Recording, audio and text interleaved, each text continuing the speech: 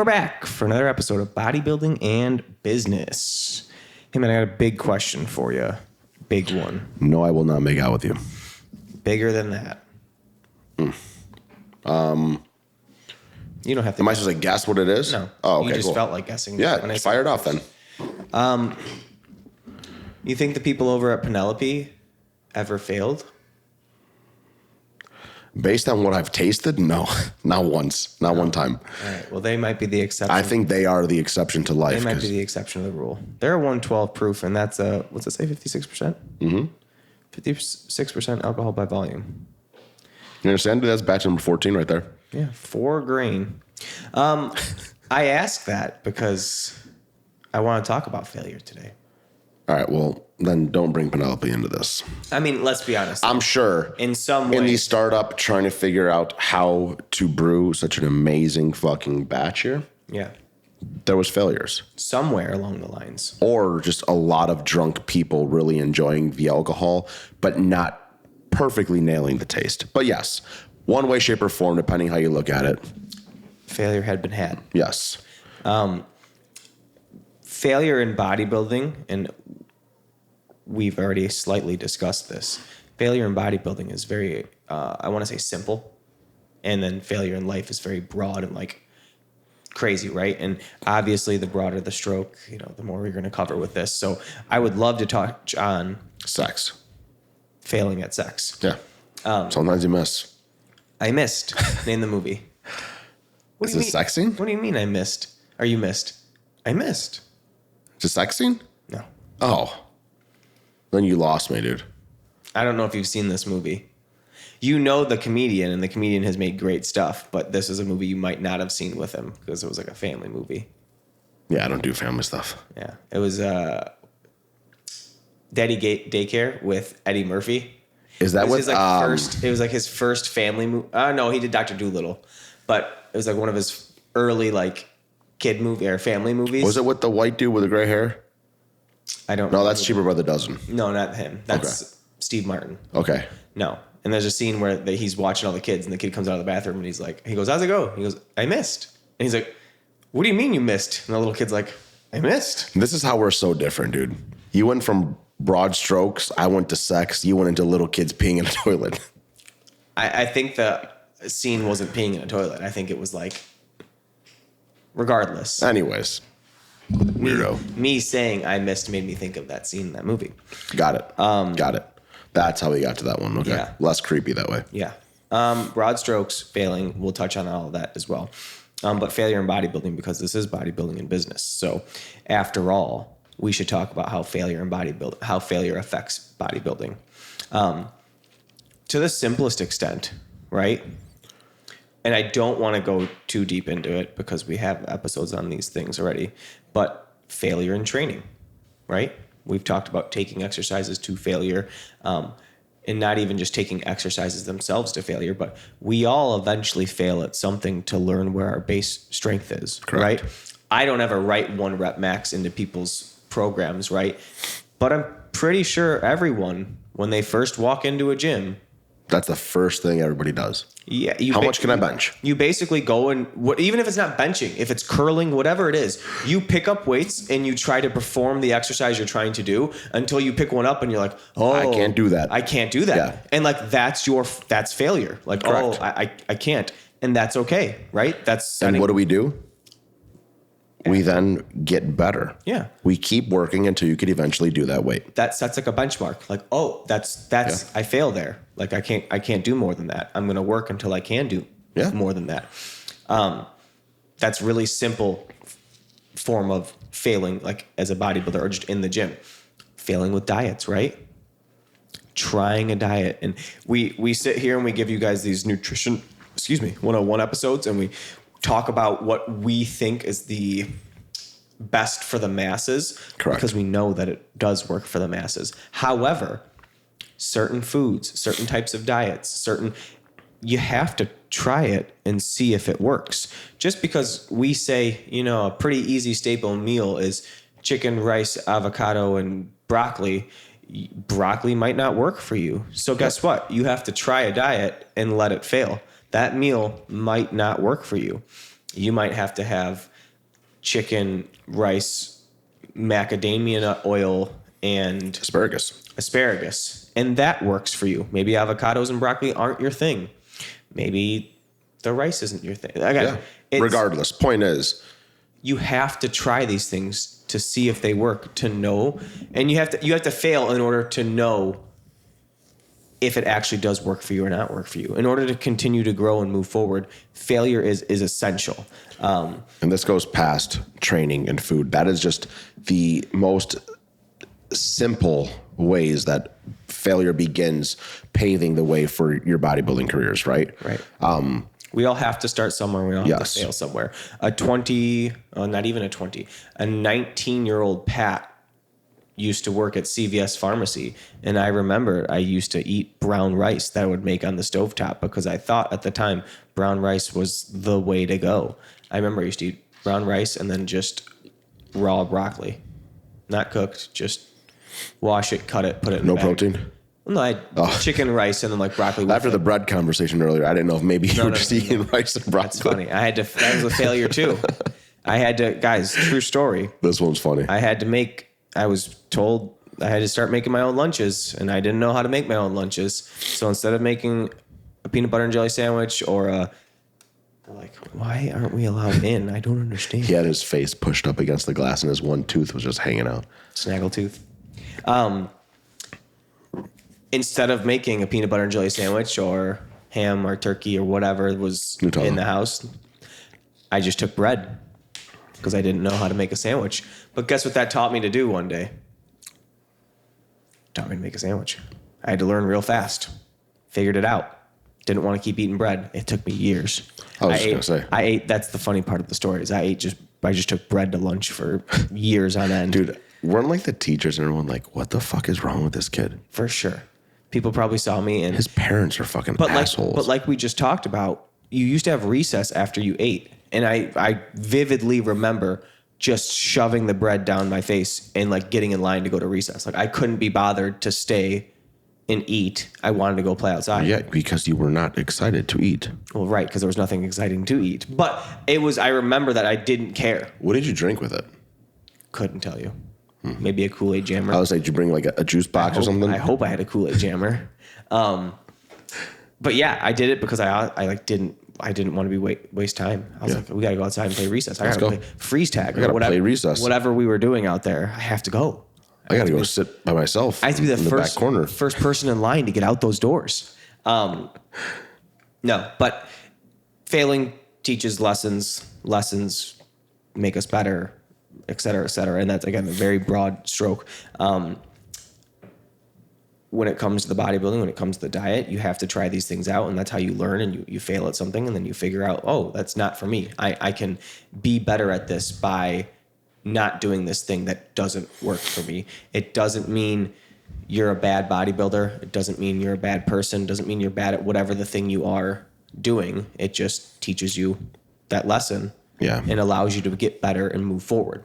Just because I started my career eating brown rice and it didn't work for me, didn't mean I had to be like, oh, well, I guess bodybuilding's not for me. I should just call it quits. This food doesn't really work, so I should stop. Just like, I can't think of it now, but I guarantee I did a multitude of different things with a diet. I mean, that meal that I was just talking about literally had 0 fat in it. I used to not take anything with that was a fat source. I was eating a meal twice in a day while I would work at CVS Pharmacy that was just protein and carb, and probably didn't think anything of it that I didn't have a fat in that meal. Not to say I didn't eat fat all day long, but didn't think The whole twice. half of your day. Didn't think twice about the fact that I went 8 hours and just didn't eat a single fat. We live, we learn. We live, we fail, we learn. Bingo. That's in everything. 100%. Your boy, me, failed a lot. Failure. Big old failure right here. You're an idiot. You're an idiot. Big old failure. Yeah, man, you suck. I'm not good. Yeah. I've never been fired from a job, but I am not good. I failed at a whole lot of things. Even though I'd never been fired, still didn't mean I didn't fail. I don't want to get this into like a psychological thing, right? It's going to eventually at some point. But did you really fail? Well, we've talked about this before. You think it's just a life Because lesson. I'm not saying I'm perfect. I'm not saying that everything I did, I've done the right way or whatever, but I don't look at failures as failures, right? Like even when you're talking bodybuilding, right? And you started talking about the nutrition and everyone's got to fail with that and figure out what works for you. Like to me, the wrong mentality, and I'm not going to get this into a big preaching episode because that's not my style in general, right? But to me, those are You're the a big people. preacher. Those are the people who actually do fail and give up when they look at all of those things as failures instead of learning lessons, right? Like, hey, this broccoli doesn't work for me. Fuck this diet. I'm done. I'm going to go back to eating Chick-fil-A every day. Right. Well, guess what? Now you're a failure because you gave up on yourself, right? Right. And I don't think and we want to make that clear. I don't say failure in that regard, meaning like I failed, so I have to give up. And that's what I'm saying. So I don't necessarily look at these as failures. I look at them as learning curves and figuring yourself out. And that's the problem is I think that a lot of people in the bodybuilding world think that they fail, sure. Right? They get on a stage, they don't place the way they want to, they never do a show again, right? You didn't fail. That was your first time fucking up there. You're still learning the process. You're learning what works for you. And now you've just learned what not to do next time and how to fix it. You know, the problem is I think a lot of people aren't accepting the idea that nothing in this sport, well, I'm fucking any sport really, is perfect and it's not going to go perfect. You have to be open to failed attempts. Right. You have to be open to trial and error. And you have to understand that this is a marathon, not a sprint. Right. And that's life. And that really does categorize into life as well. Right. But for the bodybuilding aspect, like that's what upsets me is when people try a coach, right? And they have 1 month and they don't see the progress they want and they give up. Fuck that coach, this, and this. Or that one person, that one person, let's not even say they're working with coach. Let's say they're working on their own now, right? Yeah. And, they're trying a new form of dieting or they're trying a new split and they don't see changes right away. Yep. Well, that sucks. Nope, done with that now.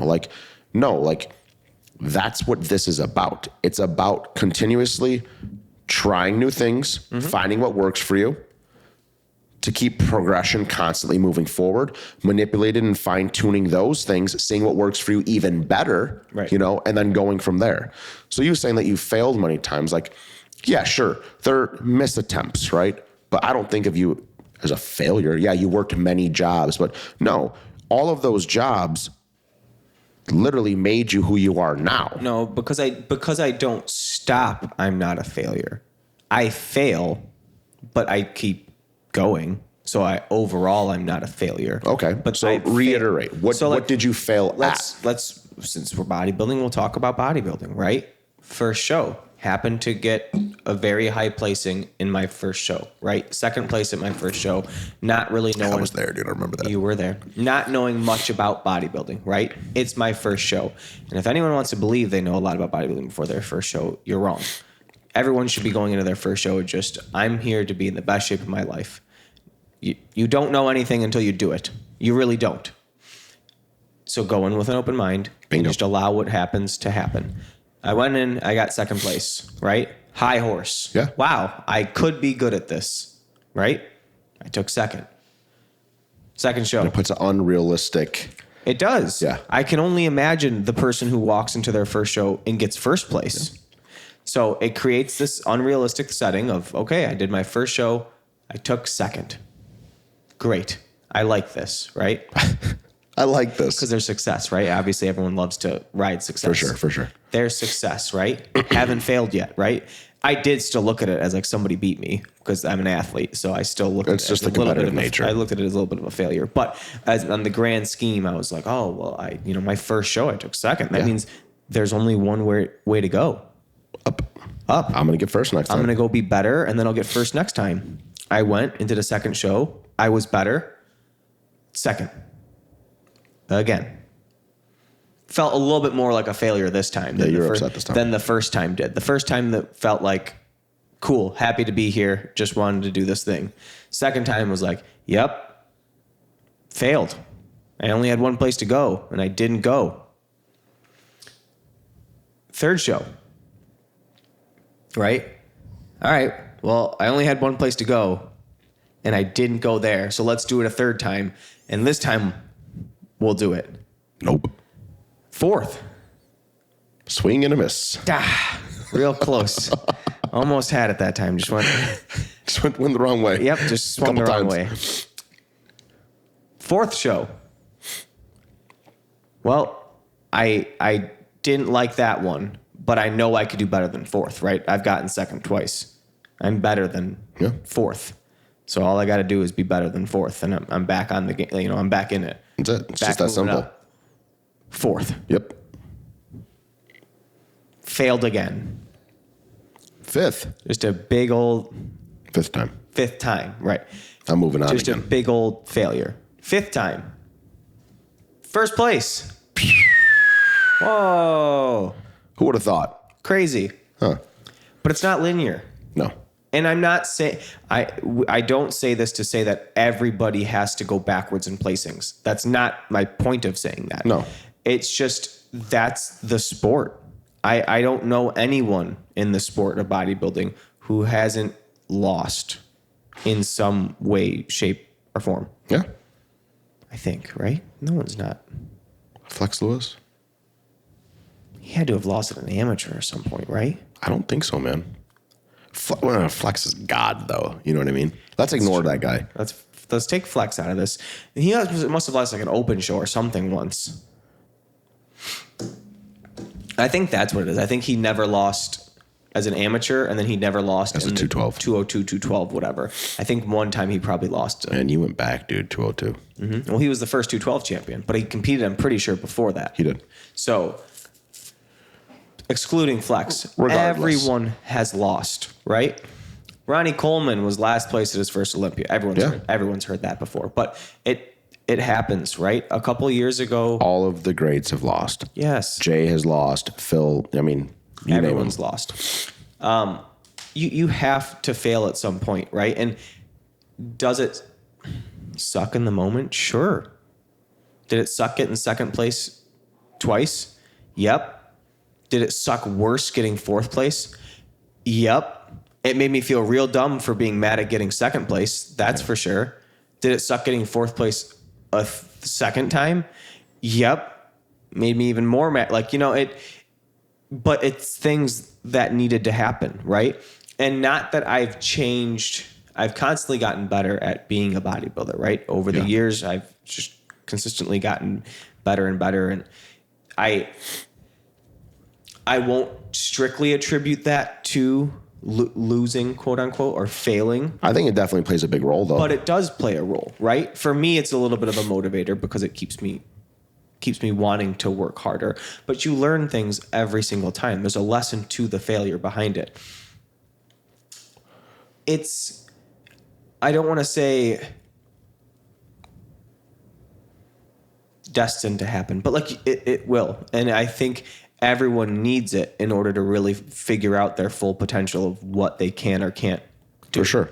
I mean, a prime example, right? Like, again, I get your point. Mm-hmm. They are failures, right? Everyone wants first, everyone wants an overall. Yes. Yeah, but I mean, and it could be the coaching end of me, right? But like, to me, it's not a fail. Did you miss your mark that you thought you were going to get? Sure. Right. Did you still improve every time? Right. Yes. Right. So is it a fail? No. And that's where I think things are misconceived in this sport is people think that they have to go up placings every time. Obviously that's the goal, right? Right. But if you're doing it for the right reasons, you're doing it to compete against yourself. We can never control who shows up. Right. All we can control is that we are better than last time. Right. But imagine Go ahead. I'm getting better every time and I am winning first place. Yes, but that doesn't mean that there's someone who is two states away, No, I know. who you don't even know of, who was already a little bit better than you. Right. And every year he's getting better. But even though, and the point that I want to make with this, besides I understand your point, even though I get better every time, or I had gotten better at every show I had been to, there's still something there as a failure to keep me getting better for the next time. Correct. Right? Hey, you can bring up rear delts. Hey, you can come in harder. There was Yes. always something we could have worked on because there was somebody better. If you go and you stand up there and win first, you might not get feedback that there's much to work on. Like, oh, That is true. great job, right? You were simply undeniable. You did it. You won, right? Yeah. You were the best one on that stage.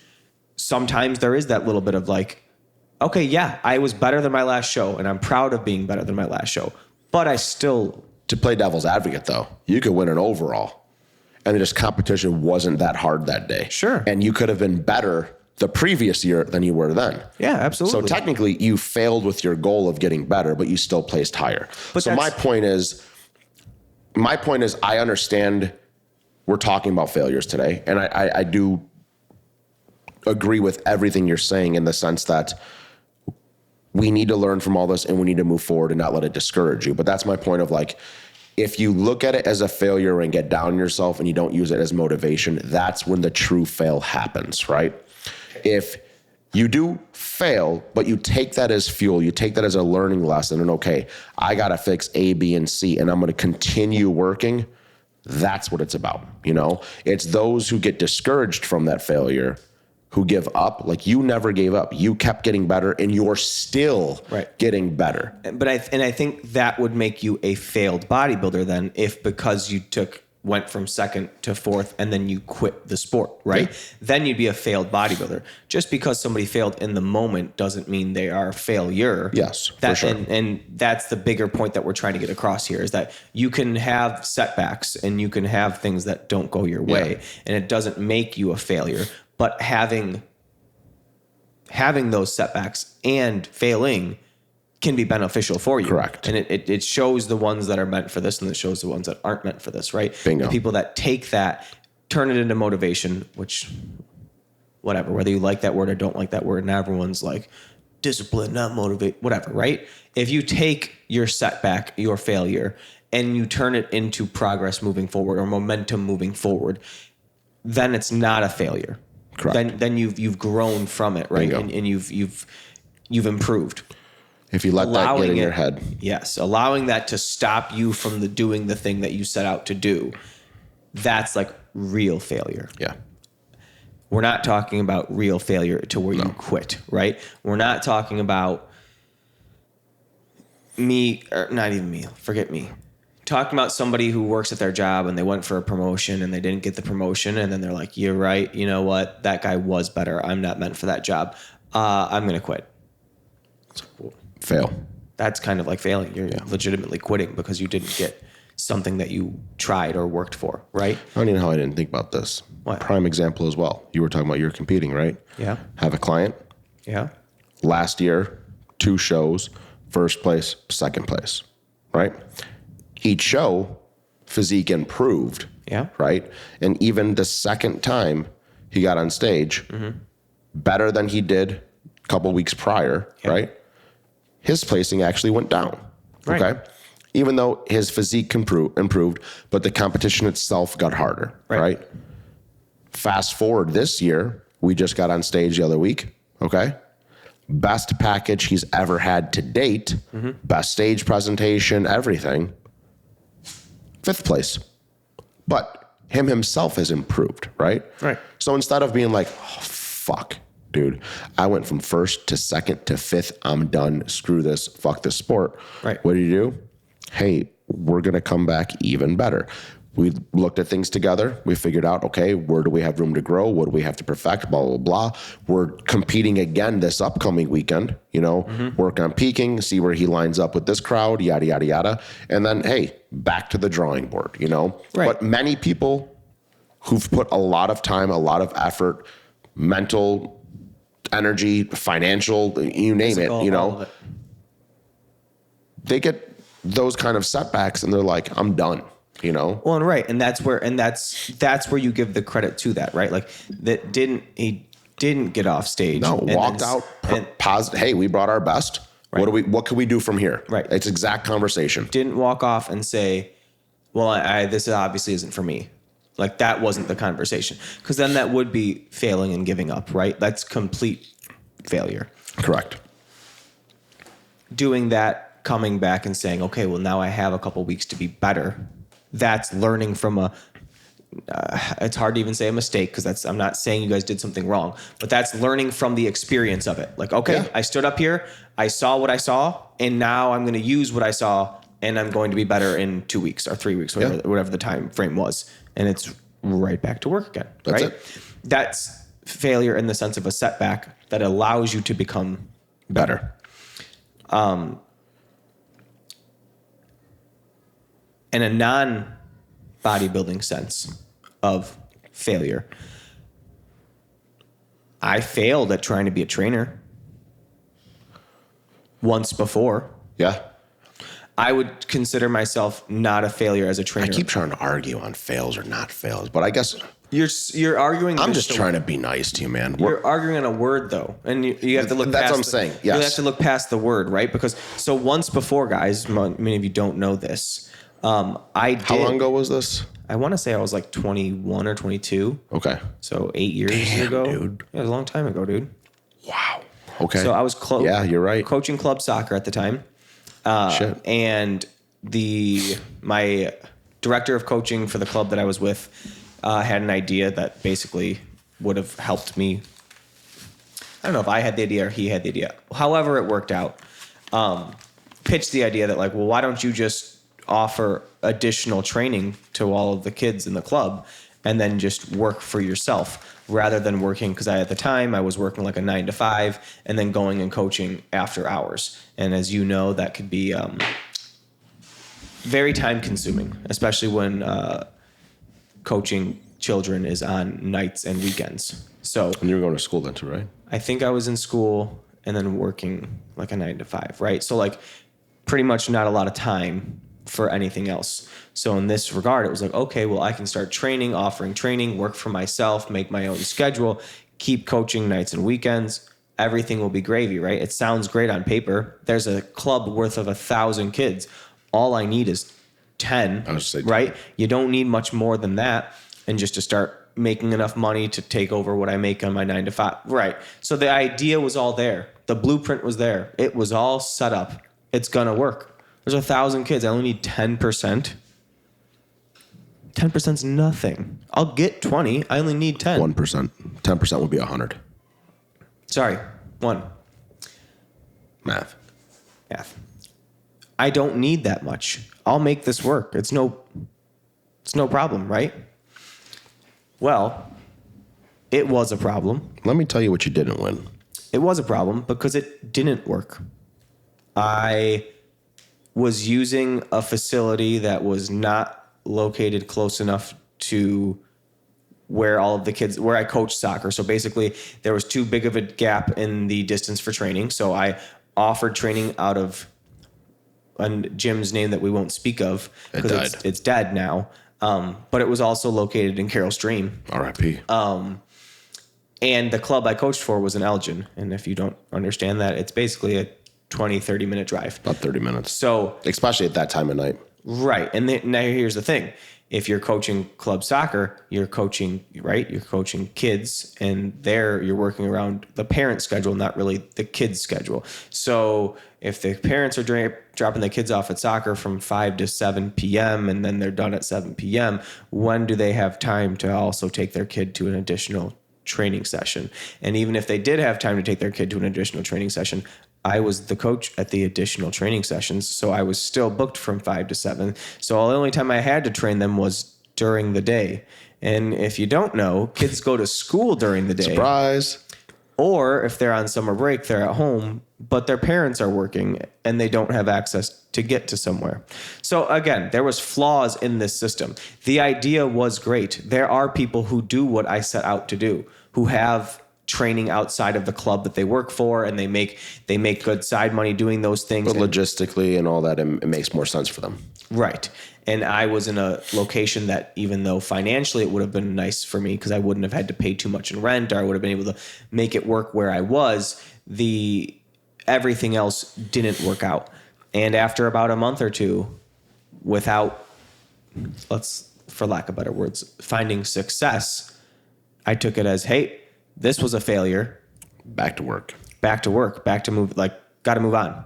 Got to go make money again, right?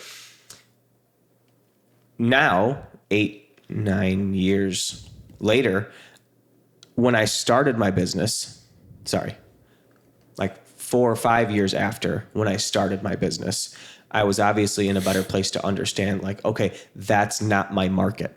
Yeah. That's not who's going to pay me for training. That's not who's going to come to Carol Stream to train with me. That's not who's going to pay my bills. That's not who's going to show tangible progress to create a portfolio or a book of business for myself. That's all of these things, right? And maybe at 22, 20, whatever I was, 21, 22, maybe I wasn't mature enough to understand that. And it was a good thing that I failed, right? Yeah. Because then when it did come time for me to make that jump again, I knew what it took. You knew what to change. Expectations were set. Right. I knew how to mitigate all of the little failures that I had made earlier on to make sure that I didn't do those things again. Does that mean I haven't made any mistakes since that time in the way that I run my business now? No, that doesn't mean that at all. I make little, Greg doesn't, again, like the word failure or mistakes, but like I improve my business every day, every week, every month, every year, right? The second I see a chance where something can get better, I got to jump at it and I got to make it better. Whether it's better for my clients, whether it's better for me, whether it's better for my family, better for the gym, doesn't matter. I again, it's a word thing. So you're right.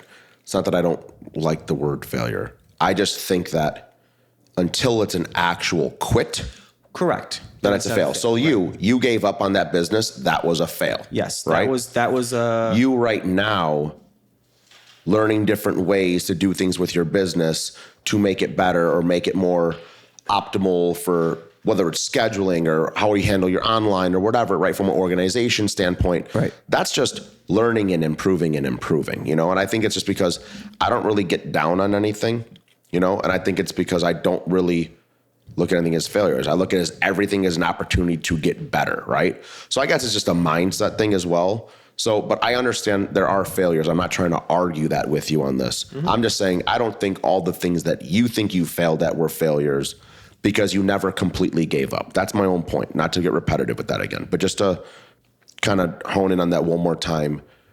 That one, I believe, was a failure for you.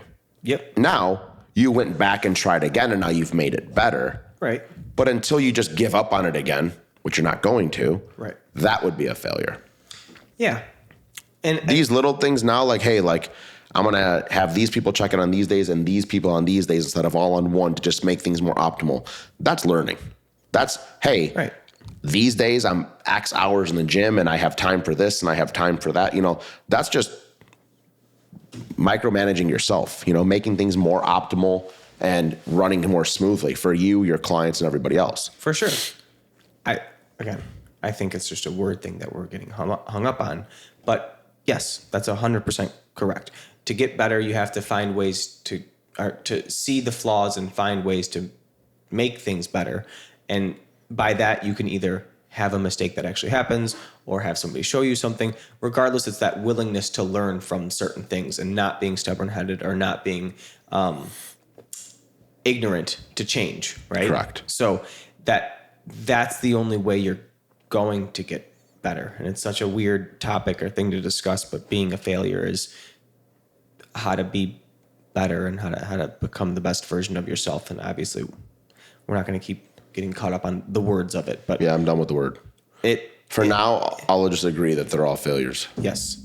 It's those mistakes and failures are the having those lead to changes is where you see the success. And that's success in bodybuilding, that's success in business, success relationships, every kind of aspect, any aspect of your life in order to make yourself just that little bit better. Now I run a business and I'm not a failed trainer. Pretty cool, right? Now your only source of income is training. Yeah, was a failed trainer. You know, before obviously you had something else that we're using as a crutch to kind of try and fill it. But now that shows that you have not failed this time because now you've supplemented all other sources of income with one source. Right. You know? No, 100%. And I think today, standards, I guess is the best word to use. Today's standards is it's not cool to fail. Like you shouldn't lose. And obviously if you listen to all motivational stuff, other people will talk about failure and then you will see it. But it's not really cool to talk about like not doing well. Like nobody talks about. You hear about all the good things, right? Like Instagram, Yeah. for example, TikTok, they're highlight reels. You Yeah. hear about all the positive outcomes from things that people have done. You don't really see all the ups and downs before they actually got there. For sure. You don't, heck, you see somebody on a Monday and you ask how their weekend was. No one really tells you like the thing that went wrong. Unless they're like there to vent to you and whatever. That's a totally different I story. mean, we've heard one we recently. we get vented to all the time. That's part of our job. But do you know what I'm saying? I was talking about one in specific, but yeah, go ahead. Do you know what I'm saying though? No one really comes in and is like, well, like I fucked this up. I was trying to build a deck and I messed the whole thing up. No. Whole deck collapsed.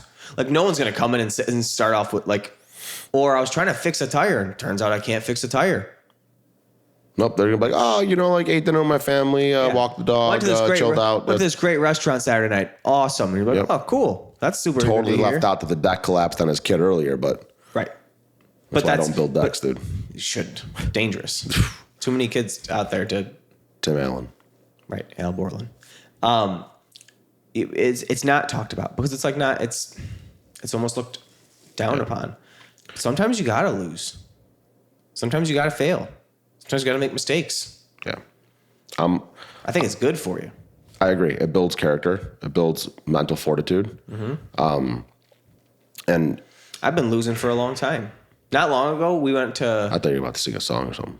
No, is there a song about losing? And it sounded like you're about to break into one. Kind of sounded country. That- if I was yeah? gonna, yeah. No, I don't know a country song about losing.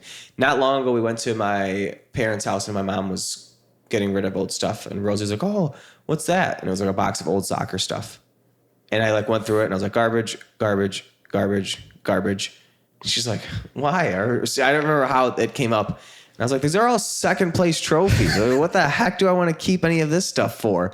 Like, but again, luckily I'm the kind of person who can let that motivate me and use it to make myself better, to not make mistakes, right? I think again, it's a sports reference, so don't mind me making a sports Fire it off, reference. dude.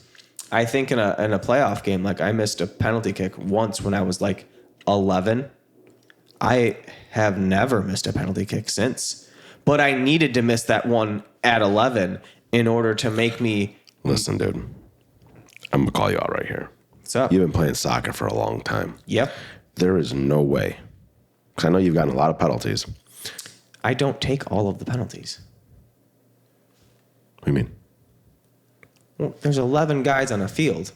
Depending on what team I'm playing on, who I'm playing Okay, with. so you were 11 though. You're No. 30 now. Yeah. Okay. Yep. So you're telling me for 19 years you Yeah. haven't missed one other penalty shot? No. No way. Dude. But I see soccer. The acting- scores are like 3-1, dude. But you're acting like I take one every game, and it's really not like that. So how many do you think you would take a season? One or two. Oh, really? Yeah, it's not like it happens every game. I still don't think you're And even if it did happen every game, Let's go out to the field. Depending on whose team I'm on, right? If there's somebody else who's our designated person to do that, then I let that person. Oh, that's how soccer works? Normally, you have a guy who does it. Like there's the guy on your team who doesn't miss. So like a field goal kicker. Sure. But you know what I'm saying though? Like Yes. that's the kick. Hey, That's the we know kicker. you're better Your than job us. Your job is that. You're coming in. Normally, it's like the captain, the most calm under Knuckle pressure. puck. That kind of guy. Yeah, the knuckle pucker guy. Got it. That guy. Okay. All right, maybe I believe you then. I still got to it's see like it. one or two a season. It's not like I'm taking 50 in a season. Like, man, you've never missed one. But no, from that point on, I didn't miss, right? Wasn't going to let it happen. I'm happy you failed then, dude. Yeah. And so back to the actual story. I junked all of it. Because I was like, why do I not remember any of this stuff? There's a whole bunch of second place trophies. But it kept me going and I guess you can say I haven't failed soccer. I still play. It's all right, man. I throw out all my karate trophies. Eventually, you have to just let go. Just gotta let go, dude. You have to let go. Gotta let eventually. go, As much man. as you love to look at those nunchucks hanging out. No, I kept the nunchucks. The All right. bronze nunchucks hanging on the wall. I kept those. Got rid of the trophies. But no, you do have to. And it does. It leaves a everlasting. I think though, like, again, it makes you who you are as a person, and how you handle those situations is really the telling of what kind of person you are, you know. And you're going to carry that, whether it's sport related, school related, job related, whatever. It's going to mold you and your mentality into something that's going to affect all of your future relationships, right? Yeah. Like, I guess that's another one is school. It could be looked at that we both failed school. yeah, you can say I failed school. Both of us didn't finish. Neither of us flunked out of school. No. We just didn't finish. So I just didn't want to go. Right. But it's not that it was like, dude, I'm an idiot and I don't know how to read. It was more like, this isn't for me. Right. I tried it and I know what I want to do. And call it a fail, call it whatever you want. I'm going to go do something else. But knowing that you didn't want to go through with it and it was your choice not to go through with it made you have to be better in other areas. Yeah, it made me know, hey, you have no fucking choice now. Right. But work your balls off. Absolutely. So like again, not to get hung up on words, but like, yeah, that's what failing does to you. Yeah. It leaves no other choice but for you to get better. Otherwise, you're just going to fail again. Yeah. And just like every relationship, right? Like everyone in high school, like finds their first love. Oh my God, like I'm going to marry this person. And then, you know, they date someone else and oh my God, like blah, blah, blah. And then, you know, on and on and on until they finally end up with that person they are. All of those failures were all learning experiences. Yeah. It taught you to look for what you want out of somebody, how you need to treat somebody, what to overthink, what not to overthink, you know, how to approach certain situations. And that one day leads you to the person that you hopefully spend the rest of your life with, right? Sure. And again, it's all from failed attempts and learning from those mistakes and how can I get better from them and what do I want to do moving forward, you know? Friendships as well, et cetera. We've had some failed friendships. Yeah, man. One died, dude. Actually, unfortunately, I did have more friends that died, but one friendship relationship was like a bad one. He died, you know? Yeah, he's dead. Yeah, but along with that one gym, you know? With that gym and with your partner. That's technically a failed relationship. Yeah. We talked about this in a previous episode, but Greg had a partner in the gym. Yeah, that in some eyes may look as a failure. Right. But regardless whether it was a failure on your part or a failure in the business partnership, it was either a failure on your part or the failure so the business did not fail because I bought the business out and turned it into something else. The business was successful and the business was profitable. The relationship failed. It was misjudging, making a commitment with someone else where we were on two totally different mindsets, right? Yeah. Two different visions, two different paths, and a lot of disagreements and a lot of learning mistakes, really. I mean, we definitely made fails. I mean, shit. Setting up the business. I don't know if I talked about it in the one where you interviewed about businesses, but we might have. But regardless, I'll repeat it real quickly. Buying our equipment. I have learned so much over the years about buying equipment. Yeah. Buying our equipment, we bought everything brand new. Everything from a couple different manufacturers that people recommended and whatever. And we went for quickest turnaround and this, and this. Yep. And we ended up with a lot of money spent with just very, very low quality inventory. And none of it lasted. And as soon as I got rid of him, I needed to get all new inventory, you know? And think about the actual That was a big fail. That was like a $50K loss. Think about the business model itself. A lot of group training. Yep. That obviously we know that we don't. I don't look at that as a fail because carried the business for a very long time, and we both pulled a lot of individual one-on-one clients from that. It just wasn't a model that I believed in, right? And that was something that he was big on and what he believed. So obviously, being a partner when he wanted to do the classes, I jumped in on him and whatever. But a lot of my one-on-one clients, even some of my lifers, came from that, right? That paid 3 classes a week, so 3 hours out of our week paid our rent for the month. So I wouldn't say that was a fail. No, but I still think it's something that had to happen that you had to learn from because I don't think you'd be in the place today if you were still doing group training. Agreed. So like it had to. No, yeah, you're right. So like I think I needed to do it at the time that we did it. Yes, absolutely. But I think we could have ended it way earlier. Yeah.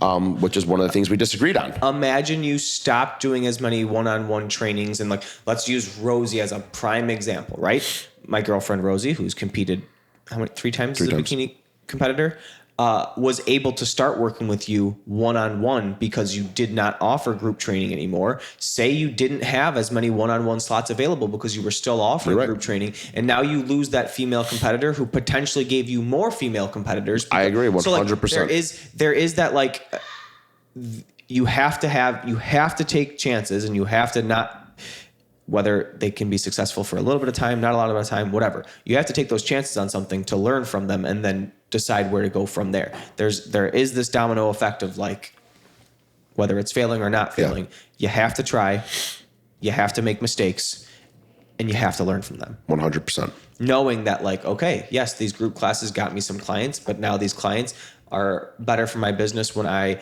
can work with them one-on-one. Correct. I get to see them, or they get to see more results because they're working with me one-on-one. They're not just in a group class where I don't get to focus on them for an hour, and they're hiding behind Becky doing a half of a burpee instead of a real burpee, or not a real push-up as opposed to, and now they do work with me one-on-one. They get my full attention. They do their exercises right, and now they're in a way better place. They're actually seeing progress. They see progress. So they're bringing me more place. clients. So they talk to their friends. They bring other people in, right?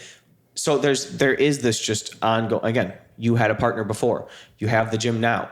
You know now you don't need that partnership in order for the gym to continue. I've learned now that I will never have a partner again. But that's you learn through Big that. Meech. Shout out Big Meech. I guess that's your partner, dude. She's my partner. Yeah, but She's the boss, though. I'm her partner. You know what I mean? Partner. I guess. Howdy, partner. So, but needed to happen, right? Yes. And for the gym to continue to grow, for your business to continue to grow, for the bodybuilding side of your business, from the one-on-one side of your business, for every aspect of it, it needed to happen, right? Those are things just had to be there. Yeah. So Not that for those poor decisions that were made, many great opportunities were created. Yeah. Not that we were ever in a situation to make it work, but if there was a situation when I first started where we would have tried to do something like a partnership, there's a chance that I wouldn't be where I am today if I would have done something like partner instead of trying to work it out on my own. I had to, it was like trial by fight. What do they call that? Or I would say fight or flight. Yeah, like sink or swim, whatever. Like, it was like, nope, I had to do it, and I had to do it on my own with no one to potentially help me. You have no option, buddy. I had to swim, right? So, like, there was no, like, oh, well, it's okay because you can fail, or you can fall back on this, or you still make money on the gym itself. Like, correct. You'll be okay for a couple months if you don't get enough clients. Like, nope. You got no option. Have to market get those yourself, clients. Get clients, make money. That's it.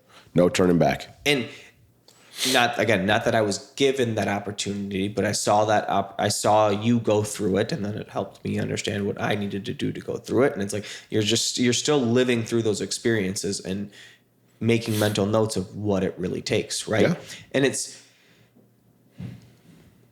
sometimes it's not something you do personally. Use the people around you as that setting, right? Use as that resource. Okay. Yeah. I have a father who immigrated here and didn't go to do any schooling and has worked the same job for 35 years. And I've seen what, not dedication, but skill he has on the golf course. He's a pretty good golfer. Loyalty to a company and years and time put in, and going from one little job at the bottom to working his way up within the same company for the past 35 years. I've seen that happen. I've seen my brother go and get a college degree and see what doors open to him from just walking with this piece of paper and saying, look, I'm an engineer. Who's going to give me a job? Like, I've seen these different. I've had friends that start their own business and do their own thing, and I have had friends that work for somebody else, and they could never do it any other way. Using not just your own life lessons, mistakes, failures, but seeing the others around you and just being aware of that thing happening, right? We get asked about being trainers all the time, right? And like what it takes to be a trainer. And I kind of want to do what you guys do. Great. Cool. Are you willing to do the things that we do? Yeah. To Are you willing to fail? Are you willing to fail? Are you willing to try this at 21 years old like I did, fail, and then have to try again years later to get good at it, or to get good enough at it to be your thing? No? Well, then it's probably not for you. Are you willing to give up 16 hours of your day to train people all day long and to go home, fall asleep, wake up and do it all again the next day? No? Well, then maybe it's not for you. Are you willing to go to school for however many years? Then no? Well, then being an engineer is probably not for you. Whatever, right? Are you willing to, like my dad? Got it. It goes on and on. Can't beat it that horse, dude. You know what I mean? It goes on and on. So even if it's not your own failures, just be aware. See the failures all around you. The writing's on the wall. I think that's the problem, though, is I think that in most cases it's one or two ways, right? I think either people want to be naive to their failures or everybody else's, right? Or maybe they allow those failures to just affect them too much on an internal level and they get demotivated and move past it. But that's our whole point, is like, you cannot do that because you will never, ever move forward in anything that you do. You need to learn from that and figure out how to get better from it. Otherwise, you're fucked. Plain and simple. And to turn that back around, this is so prevalent in bodybuilding. Yeah. You have to learn from your mistakes. You have to take the time to try something, allow it to not work, from a supplement that you could take, from a compound you could be adding into a stack, from the food that you're taking, from the coach that you're working with. Like Greg said earlier, guys will do a show with a coach, don't like the result, quit the coach, go and find a new coach. Biggest mistake you make. What are you learning from that? Nothing. You could work with that coach and sit down and have a discussion and be like, okay, we tried water depleting, or we tried... Unless your coach is a complete fucking idiot. Right. Sometimes the longer you work with a coach, the better you are going to get. And even if you go to the top coach in the world, trained every Olympian, right? It's still going to take time for that coach to learn your body. Because guess what that top coach does? Right. He works with a bunch of different people. And every one of those people, he has a different approach. Right. And he has to learn everybody to make the correct approach for that person. So you make fails together. Right. And then you grow together. Right. Obviously, like Greg said, unless your coach is a bonehead, and you'll know if your coach is a bonehead. But sometimes you try a 2-day carb load and it didn't work and you spilled over, and it's like, okay, well, I learned. Maybe we don't need as much carbs. Right. Or different types of carbs. Or maybe I needed to be leaner before doing a 2-day carb. Maybe I need to, and this isn't even from a business standpoint, because again, we don't advocate people doing shows if they can't afford to do shows. But these are like the people, like sometimes it's good to do 2 shows in a year, so you can try different things. Most people typically are better on that second show because every year your body does change a little bit if you actually have a successful off season, right? So the rate that you metabolize, so on and so forth, right? So you take that first show, peak, see if things go perfect, great. You mimic it again, or you don't even do that second show. Or, okay, we use that. We could have been a little sharper. We could have done this. We got 3 weeks. What are we going to do differently? Now we know. We're going to push and deplete you a little bit more, and then we're going to really whatever the case may, whatever it is, you make those changes and you grow with that person, with that coach. Leaving and starting over gets you right back to square one again. 100%. You've not changed and gotten better. No, you're just spinning your wheels. You haven't learned from the failure to get better. You just tried to restart all over again, and you're going to make the same mistake again. You know where I failed? Your boob? My titty, dude. I failed on a 465 barbell press that I shouldn't have been doing. Did you fail or did your pec fail? Well, my spotter failed. Hey. I couldn't fail until you failed. No, I failed. My pec failed. But because of that, I also failed in the recovery process. I was stubborn. And you did not do that very well. I did not do everything that I should have done. And you do things well that you didn't do very well. Yeah. And I thought that, hey, I'm young, I'm superhuman, I'm going to recover just fine, whatever. I stopped my rehab and I'm going to do it on my own. And then we had the baby. So I started blowing that off. And I was like, no, I'm not going to do shit tonight. I'm just going to sit here with the baby. Things are more important. And then I pushed it off even more because I didn't like the way I performed in the gym once I was released to be able to work out. And instead of getting right back into doing mobility stuff and rehab stuff and strengthening it and whatever, I just kept pushing it off because I didn't like the way that I felt doing it. I was like, I feel weak. I used to be the strongest person in this gym. Now I'm the weakest person in the gym. And that's probably my biggest fail, is just allowing that to hold me back for so long, to where it took just up until 6 months ago for me to actually be like, fuck it, I need to start working. And guess what? Started training with you every day, almost every day. Now schedules are a little sporadic, right? Mm-hmm. But when we first started lifting, I was like, Pat, I can't even do a pull-up because just it hurts so bad, like the tightness, whatever. Right. Guess what? Kept doing them, just less reps, and just going until it got real tight, and then just working through it, and working shoulders out, working chest out, things that I used to try and avoid actually pushing myself to do. And now I feel the best I've probably felt in 5 years. Yeah. And again, though, even just those, not even the pec tear itself, even just those little battles that you faced on a daily basis when you first got back into it could have been looked at as failures, and you could have quit again. Yeah. But, well, I can't do what Pat's doing. For those of you that don't know, I'm not exactly strong. He's stronger than he gives himself credit. But I'm not like known as that guy. I'm a reps kind of guy. Sure. But it could have been looked at somebody who I worked out with for years, right? Greg and I used to train, me, him, and our buddy Jason, or me, him, and Anthony used to train all the time. And I would be incline bench pressing 50-pound dumbbells, and the guys would be incline bench pressing 150-pound dumbbells.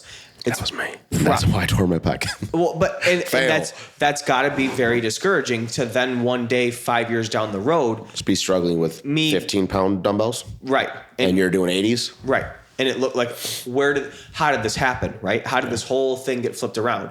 But over the past 6 months, you've been consistent with it, and now you're, I don't want to say right back to I'm nowhere near where I was, but you're in the best shape back you've and been. Feeling good, right. Holding my own. You're in the best shape you've been in the Drinking past. Penelope. Yeah. Old barrel, what's it say? Barrels? Strength. That's just barrel strength. Oh, okay. You're back in probably the best shape you've been in the past 2 or 3 years. Probably the last 4 years, dude. But because you didn't just allow that, I can't do this anymore. I can't do a pull-up right now, so I guess I can't work out. I guess I can't work out with Pat. I guess I can't do this exact thing. Like, I did pull-ups today, dude. Good job. After you left. 2? No, I was saying after you left. Oh, you go. I was being lazy. I was only doing sets of 8. Those that aren't listening, Greg said after you left and then threw up a peace sign, but it looked like he was saying 2. Like, I did 2 pull-ups, and that was it. 2 pull-ups after you left. I was like, man, it's good. No, after you left, I was like, all right, man, I'm probably not going to have time to work out tomorrow.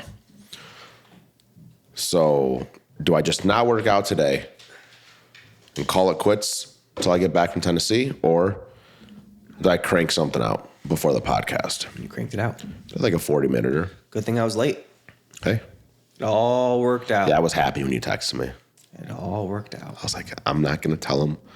I'm just going to do my thing. Let him be late. Yeah. I was going to let you be late. I get it. Good thing I was. Good thing I failed today. Good thing you failed, man. See?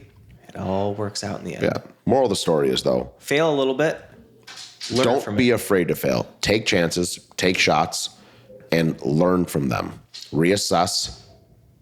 Swing and miss. It's fine. If you want to hear more about failure, go back and watch our interview with Paul Likes. Yeah. He talked about how many did he go through? Many businesses. Then the crazy number of businesses he had gone through. And the reason why he's still a successful businessman is because he's not afraid to fail. He's not afraid to take chances. And he knows that with every one of those failures, he's gotten better. Yep. He learned, okay, that business worked. This business didn't, and this is why. Yep. Okay, I took both of those, put them together. I tried this business now. Yep. How did it go? Blah, blah, blah, blah, blah. Reassess, next business. Granted, he's had some of those that floated the whole way through, right? Sure. But in between, tried investing in other things and making his money work for him, and, learning through different partnerships, different ways of marketing, and so on and so forth, where he figured out, okay, this is what I shouldn't do anymore. Yep. This is where I should put more time and effort towards. This is where I should put more money towards, et cetera, et cetera, et cetera, et cetera. And I think that's actually a very, very good example. And here's a man who's gone through it all, right? His own body didn't want him living. Literally anymore. Went through kidney failure, still juggling all these businesses.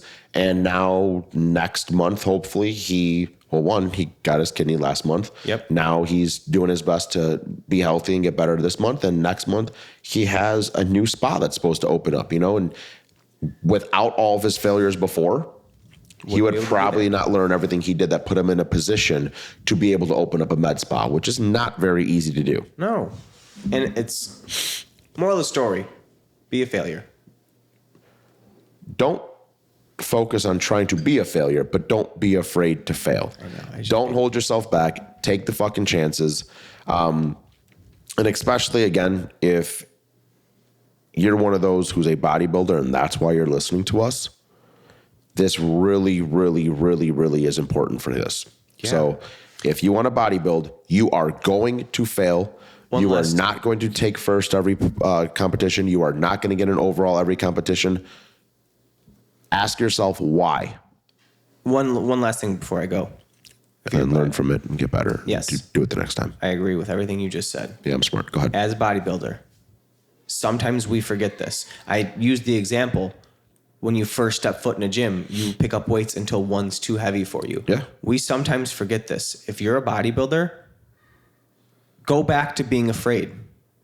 It's okay. Pick up a weight that kind of scares you a little bit. I'm not saying be reckless, but just because Greg writes your program 4x15 reps of a incline dumbbell press. Incline dumbbell press, and you're like, oh, I do the 80s. Grab those 90s. And if you get 12, guess what? Keep working with them until you can get 15. When you get 15, guess what? Grab the 95s. It's okay to fail. Just because you didn't get the full 15 he wanted, it's okay. You'll get better. The next time it'll get a little easier. It's funny you say that because I don't know if you saw it. Do you follow Milos? No. So Milos put a post up yesterday of one of his journals from like when he was competing, right? Yeah. And like he kept everything in there, right? Yep. That has exactly what time he ate that day, what he ate, what time he worked out. I mean, multiple workouts, whatever. Had his cardio in there, yada, yada, yada, yada. Yep. And he had this whole little paragraph about why he did what he did and whatever. And I was literally thinking about it. And it was like, first thing he did in the morning was like 60-minute recumbent bike, ate a meal, did some insulin, right? Went to the gym, ate another meal with more insulin, ate another meal, rested, right? Mm-hmm. Went to the gym, did a second lift in the afternoon, ate more, whatever. Before bed, another hour of cardio. Mm-hmm. 2 hours of cardio a day, plus an hour and a half probably lift, plus 6 meals, I think it was, 2 shakes, so eating 8 times a day. And I was like, man, most people are afraid to do this. Not saying you shouldn't be afraid of insulin. If you don't know what you're doing, then yeah, be afraid of it. But I more so mean like afraid of the work, right? Like 2 hours of cardio. I have people who get 45 minutes, who need to lose like 100 pounds and they complain about it, they're right? Like afraid of it. Like, oh, they're afraid. There's no way I could do that. That's too much, blah, blah, right? Or a competitor who is nowhere near where they're supposed to be, and you up their cardio to 45 or 50 minutes or maybe up to an hour. They're, oh my God, like he's just killing me with this cardio, and I got 30 minutes fasted and 30 minutes post or an hour fasted or whatever it is, right? And this is so much, blah, blah, blah. Like, you have no idea what this actually takes. Like, to be a good bodybuilder, sometimes you have to do some real extreme shit, and you can't be unwilling to do so. Yeah. But you need to, like you said, it's okay to be afraid. Yeah. It's okay to challenge yourself. But guess what? If you don't challenge yourself, you're not going to have a good end result. Yeah. You shouldn't be able to work with those 80s for 15 pounds of reps year round and think that you're going to progress. You need to have a little bit of fear in you, and you need to be able to push past that comfort zone in order to hit a good end result. Yep. Otherwise, you're just going to spin your wheels. Yep. Moral of the story is, if I give you an hour of cardio, don't be a fucking pussy. Just do it. Second moral of the story is, sometimes you got to fucking fail to get better. Yep. Take those chances. That's it. Make mistakes and get better from them. That's it, man. I think we're done. You think so? Yeah, I have to pee. You think this was a fail? This was a fail, but we're going to learn from this failure. All right, dude. Go Bye, pee. guys.